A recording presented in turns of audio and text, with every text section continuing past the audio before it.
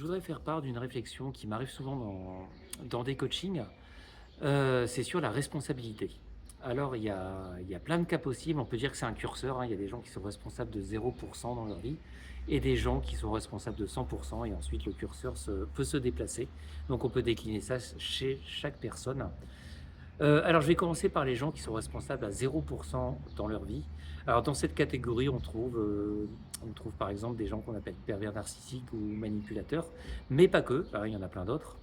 C'est un peu comme s'ils vivaient dans une forme de hasard, mais une forme de hasard dont ils sont pas du tout responsables, un petit peu comme la météo, quoi. Il pleut, il neige, il vente, il fait beau, ils sont à la merci de la météo. Alors c'est bien, hein, c'est une part confortable parce que du coup on est responsable de rien.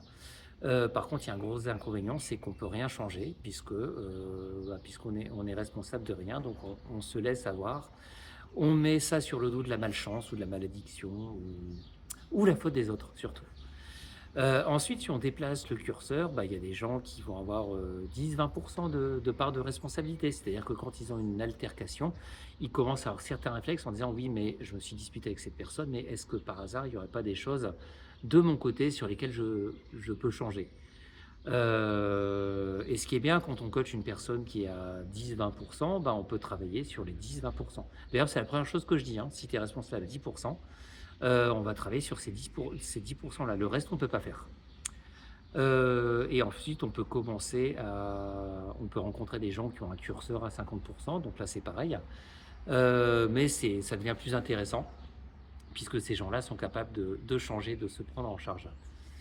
Heu, Après, arriver à un certain niveau dans la gradation, on peut s'apercevoir que même quand on rencontre quelqu'un et quand on dit: «Celui-là, je le sens pas, il y a quelque chose qui me dérange» ou «Celui-là, je l'aime pas», si on se sent responsable de ce qui nous arrive, de ce qu'on a attiré aussi, on peut se dire: «Tiens, qu'est-ce qui fait que, cette personne me dérange?» Et là, il faut un minimum d'honnêteté quand même, pour se dire: «Oui, c'est vrai que, chez moi, il y a quelque chose qui ne va pas non plus, donc il y a des croyances à transmuter» ou en tout cas, il y a une remise en cause, à avoir. Et après c'est un choix, hein. On n'est pas obligé de dire: «Moi, je suis à 100 responsable de ce qui m'arrive». On a le droit de choisir. Surtout que quand on prend conscience de cette loi, au départ, on est responsable de ce qui nous arrive de positif. Évidemment, c'est plus facile, mais ce qui est négatif, on a tendance à être dans le déni en disant: Non, j'ai pas envie d'être responsable, je n'ai pas, généré, je n'ai pas créé ça».